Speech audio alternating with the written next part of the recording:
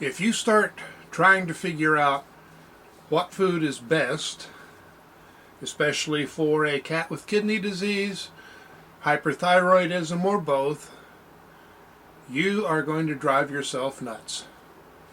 There are loads of people out there saying, don't feed this, feed less of that. And if you try to follow all the rules, you will end up nuts. And the cat, once you find one of these recommended foods that the cat will eat, there's a fair chance it's going to be crappy food, or at least lesser quality food than you could or probably should be feeding. And a lot of this incorrect information is coming from people who should just doggone well know better. But the food companies spend millions convincing vets and other people to use their products, and that day is night, night is day, and their food is good. Let's start with the protein question. When a cat has kidney disease, more than one person is going to tell you that you need to lower the protein level you're feeding. The technical term for this idea is nonsense. Actually, there is a more appropriate term, but I'm trying to resist profanity. Lowering protein is something that probably works in omnivores, might be okay in carnivores. Cats are obligate carnivores. It's a very small group, very specialized, and what it means is that the one kind of food that cats are designed to digest, what their body does, is meat. Meat. It is not less protein, it is not plant protein, it is meat. Cats don't even produce the enzymes specifically needed to properly break down plants. They can make use of certain types of plants in non-nutritional ways, but they do not digest plant matter as well.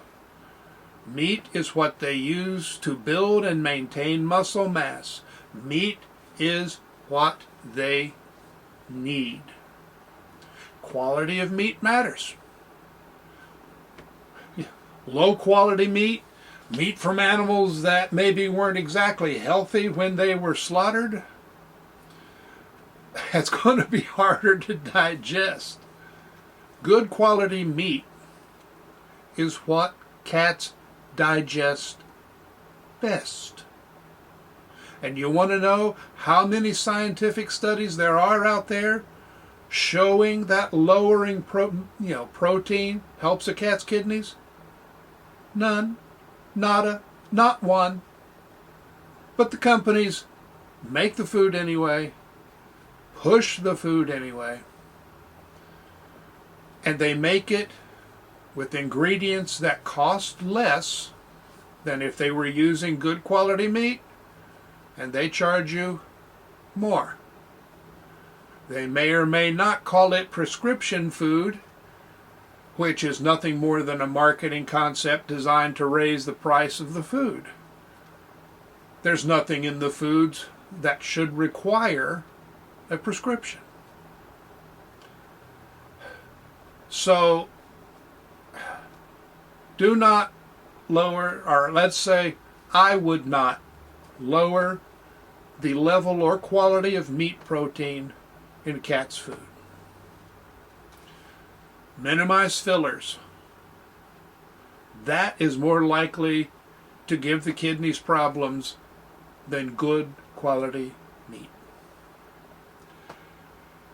Phosphorus. This also is for kidney cats. Yes. Yeah, phosphorus levels need to be kept relatively low when cats have kidney disease. That part is accurate. More precisely, the calcium phosphorus ratio needs to be kept in line in the 2-to-1, 1-to-1 ratio. In other words, if the phosphorus level is higher than the calcium level, that's a problem. The usual way to suggest it for lowering this, and if the phosphorus level is okay, screw it. Don't go out trying to change things. Stick with what's working. If you do need to lower phosphorus, the first thing people tell you is find food with a lower phosphorus content. Well, guess what? That won't necessarily lower the level of phosphorus in the blood, because the kidneys balance the calcium phosphorus ratio, and if things are out of line, it's because the kidneys aren't doing their job. And lowering phosphorus intake won't necessarily correct the problem. There are other ways to support the kidneys, starting with good nutrition, and lowering phosphorus may actually lead you to lower meat content, because meat typically contains phosphorus naturally.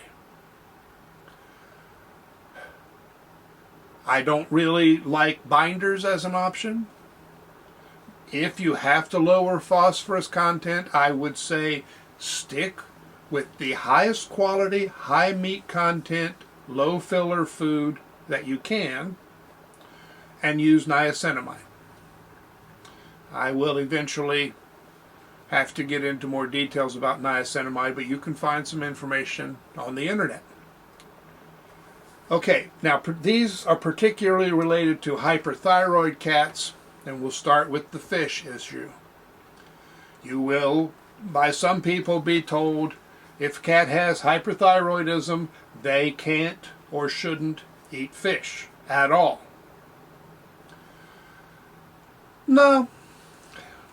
Fish has sometimes a very slight effect on T4 in some cats. It's not a big thing. That doesn't happen in many cats. So if there's fish as the second, third, fourth ingredient, it's no big deal unless the cat happens to be allergic to fish. Now, fish does often contain high levels of pollutants, including mercury and other heavy metals. That's a reason to minimize the fish in the diet, not eliminate. If a cat likes fish, isn't allergic to fish, let him eat some fish. Don't drive yourself nuts, and don't, take away what pleasure the cat may have. Iodine. I keep hearing, what foods have low iodine? This food says it contains this amount of iodine. You're not going to find anything that really gives you the actual iodine content in food. You might get something that shows added iodine, but foods tend to naturally contain some iodine. Meats tend to contain more than plants, but how much iodine varies. And not just from one meat to another, but from one package of meat to another. You cannot really know how much iodine is in the food unless you're using the YD food, which I don't recommend unless you have to. And Hills works to keep that level within a very narrow range, low, very low. And as a result, cats can't eat other food. And to get the level that low, they lower the meat content, which isn't a good thing.